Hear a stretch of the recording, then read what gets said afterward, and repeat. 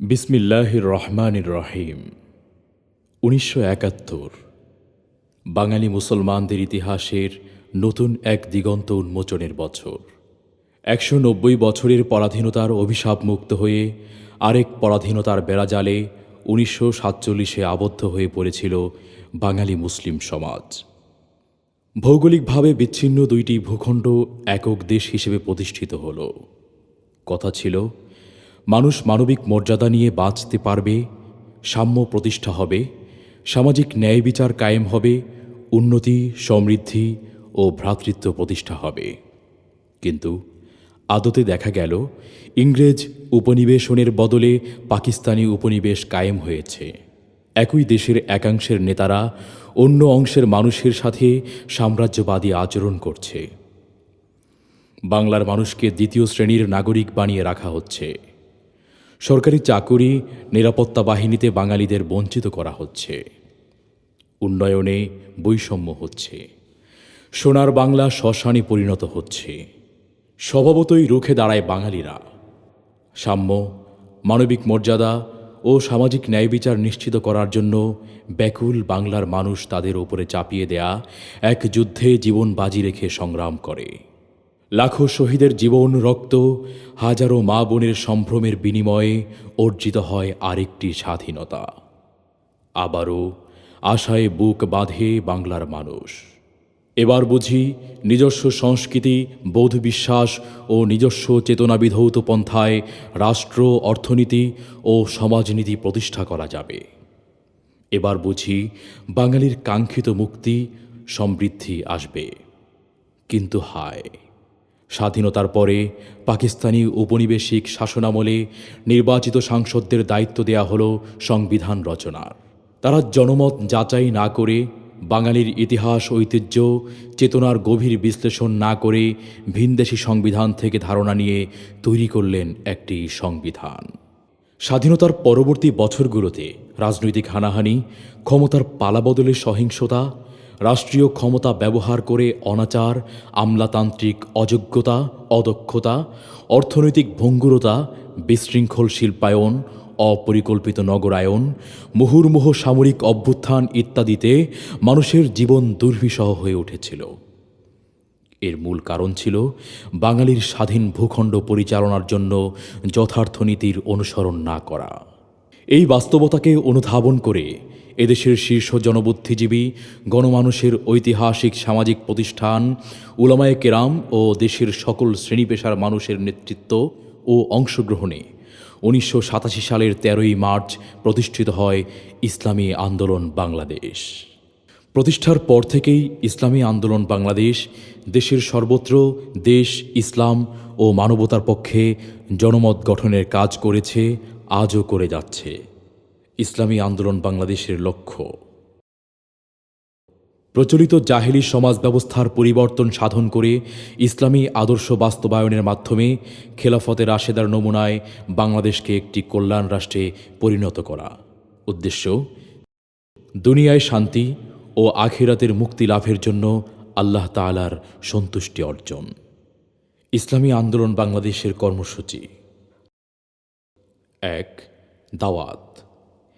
একটি সুখী সমৃদ্ধ কল্যাণ রাষ্ট্র গঠনের লক্ষ্য বাস্তবায়নের জন্য জনসাধারণকে সচেতন করা এবং সর্বস্তরে আমর বিল মারুফ ও নাহি আনিল মুনকার তথা ন্যায়ের প্রতিষ্ঠা চালাতে সকলকে উদ্বুদ্ধ করা।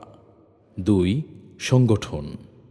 আন্দোলনের উদ্দেশ্য ও লক্ষ্যের প্রতি আগ্রহী সংগঠন, প্রতিষ্ঠান, দল ও ব্যক্তিদেরকে ইসলামী আন্দোলন বাংলাদেশের কাফেলায় সংঘবদ্ধ করা। ৩.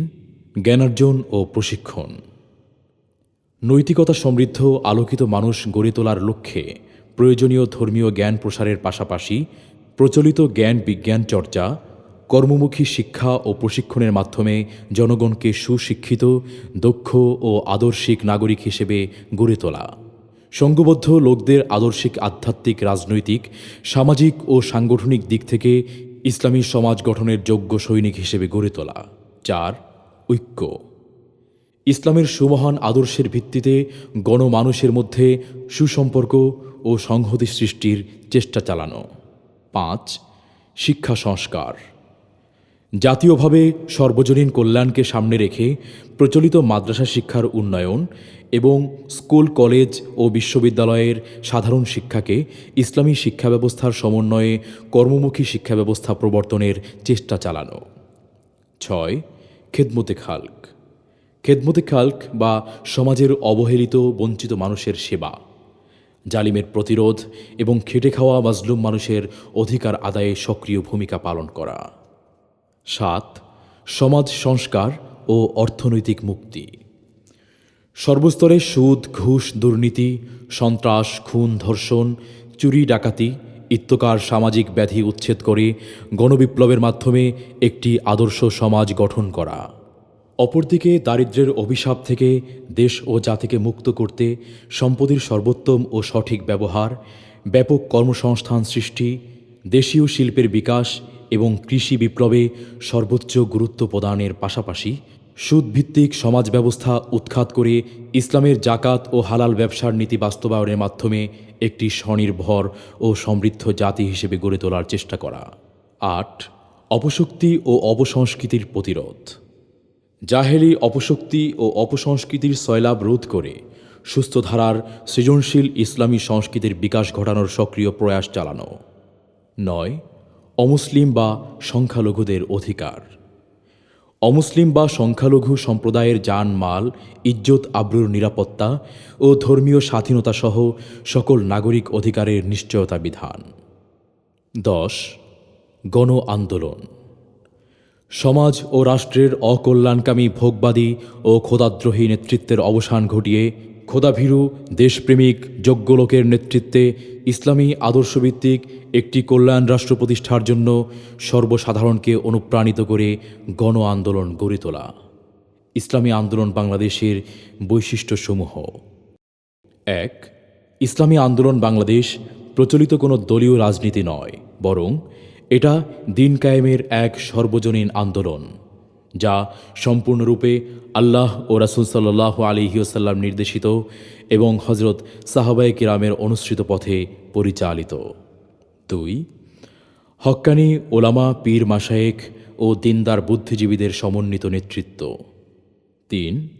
সাম্য, মানবিক মর্যাদা ও সামাজিক ন্যায় বিচার প্রতিষ্ঠার একটি নিরবিচ্ছিন্ন গঠনমূলক কার্যক্রম। 4. পরামর্শের ভিত্তিতে সকল কার্যক্রম পরিচালিত। 5. নারী, শিশু ও সংখ্যালঘু সহ সকল দুর্বলের পক্ষে একটি অবিরত আন্দোলন। 6. দেশে বিরাজমান মতাদর্শগত অর্থাৎ এদেশের মানুষ পুঁজিবাদী গণতন্ত্র, সমাজতন্ত্র ও ধর্মনিরপেক্ষতাবাদ চায় নাকি ইসলামী আদর্শভিত্তিক কল্যাণ রাষ্ট্র চায়, সংকট নিরসনকল্পে গণভোট ও মুসলিম জাতিসংঘ প্রতিষ্ঠার প্রবক্তা। 7. রুহানিয়াত ও জিহাদের সমন্বিত প্রয়াস। 8. অপশক্তি, অপসংস্কৃতি ও সকল প্রকার জুলুম নির্যাতন প্রতিরোধে সোচ্চার কণ্ঠ। 9.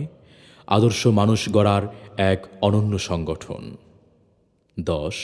প্রচলিত ধারার রাজনীতি নয়, বরং আমর বিল মারুফ ও নাহি আনিল মুনকারের দায়িত্ব পালনে একটি ঐক্যপ্রয়াসী শক্তি। 11.